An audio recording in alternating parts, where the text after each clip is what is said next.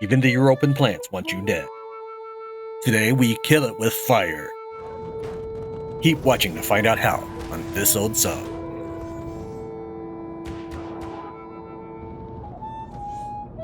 Ballast Flora can be seen on your radar by these small blue specks, not to be confused with the blue lines, which indicate which direction that your submarine will be going through the tides of Europa.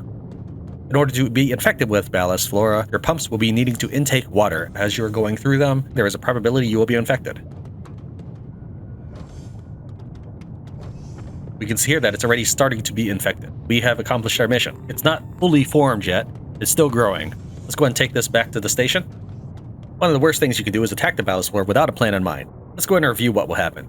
Once the Ballast Flora is triggered, it'll seal the doors, flood the room, as well as start inflicting acid burn on you.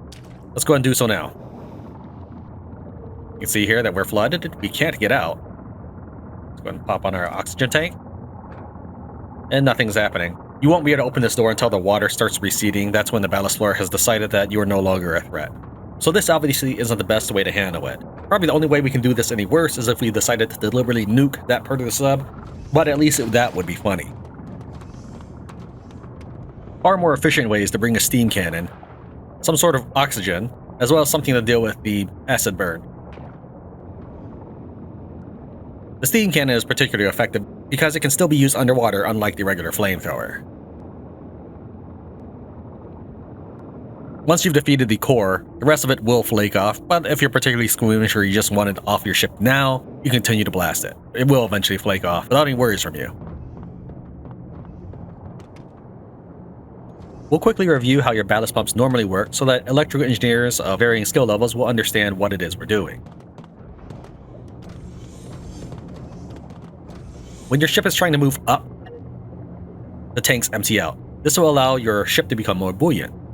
When your ship is trying to move down, your tanks will fill with water. This will allow your ship to be denser or heavier.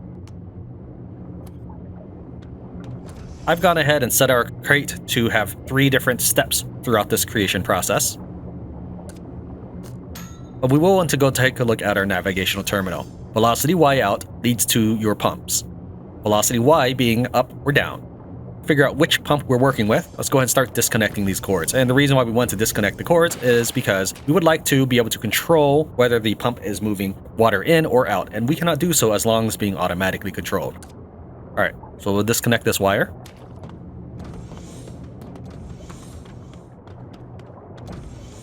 And then we'll disconnect the associated wire with it. We can double check whether or not we've done our work correctly by seeing if the water level is changing at all, and it is not. So we have disconnected it. Let's go and set up a relay and a switch. Then we're going to take the signal out for the velocity Y and hook that to the signal in of the relay. Remember that in this old sub, we'll always go from output to input. Even if it takes us a little bit more walking, this is so that everybody can understand what it is we're doing. Then we'll go ahead and take the signal out of the relay and plug that back into the pump. This serves as an intermediary step, allowing the navigational terminal to continue to control the pumps. Let's take a look. We see that the pump is functioning just as expected. The whole reason we did that, though, is we'd like to be able to control whether or not the pump is taking in water or taking out water, so we'll take the switch and set it to set state.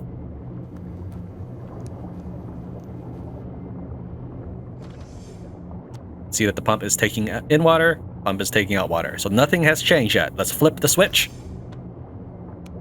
We can see that that tank, ballast tank A, is now going to maintain its equilibrium of water at whatever level it had before. It is not being changed by anything we're doing. So this switch, if you hook up the relay component to all other tanks in your vessel, then it will control all of them. But for the purposes of this episode, we're only going to work with the infected pump at this time. All right, that is phase 1. Being able to control the tank's input or output, or the tank's drain or fill, so that we can drain it at whim. Next up, we're going to set up a design so that we can drain the tank itself. While this will typically be filled with water, we still want to set a water detector in it. And then we'll also want to set an AND component. We'll hook the signal out to the AND component. in these components, 1 or 2 doesn't matter. Just because the water component is below it, we'll set it to signal N2. Time frame for this is instant. Basically, when the signals are sent, they must be sent at the same time in order for this to send a signal out. If it doesn't happen, if it happens at alternative times, it doesn't matter. It's not going to send the signal out. For the output, -100 says that this will drain the pump entirely. At 0, it'll say keep the pump balanced. At 100, it'll say fill up the room. So we want to drain the room when it detects water and a signal happens. Let's go ahead and hook up this signal out to the pump at set target level, same as before. Also, one last thing, at false output, I have intentionally left that blank. I didn't put it at 0, I have intentionally left that blank because whatever we are doing with this pump, we don't want to override it with the AND component. We're just going to leave it alone. Whatever we're doing with the pump, the AND component does not need to be involved. So it's going to leave it alone. That incorporates the second phase of our process. The third phase is the biggest phase.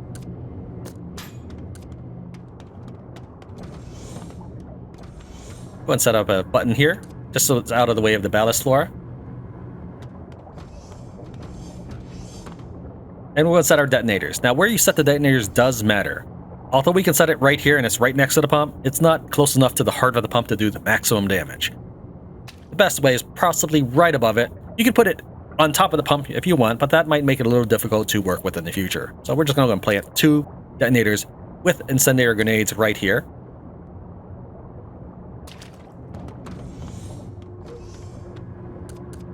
Take the button, signal out, and going to set it to this AND component. When we hit this button, it will immediately begin to drain the room. It'll send this signal, water detector sending a signal because it's underwater, and then bam, drained. As long as the Ballast Flora is underwater, it receives less damage, so we'd like to maximize our damage output. Next up, we're going to go ahead and put code in the button to also send something into the delay. We don't want to actually put it into set delay, we want to put in signal in. Be careful with that. If you do set delay, this will change your delay to 1 second. Your delay might vary. If you want, you can just put in over. It's better to put in over than under in this case. It will take us 3.5 seconds for this tank to drain fully. This will allow us to immediately respond after that. So 3.5 seconds for the tank to empty. That's fine with us. Signal out. So after 3.5 seconds happens, it'll activate the detonators.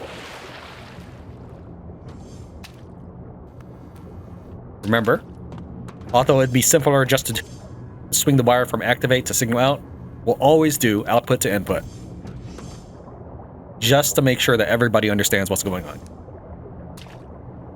Alright, again to recap what happens. As soon as we hit that button, it'll drain the water. At the same time as we hit that button, a 3.5 second timer will begin and then it will detonate. Let's go ahead and put on a suit. This will close, and that's good for not spreading a fire. We'll make sure that we're in standby, and we'll have our assistant. We'll have the assistant press the button. You notice that the water has fully drained, and an explosion has happened. And of course, this is not the best place to be, but I wanted to make sure that we could see. We wanted to make sure to get it all on tape.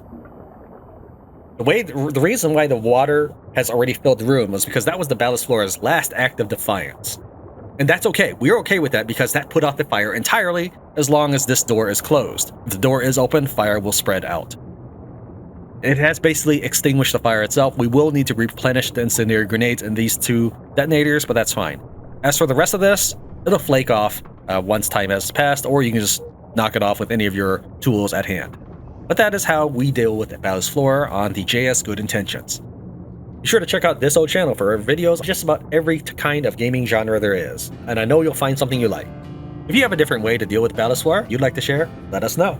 Till then, I'm Captain Tran for This Old Sub.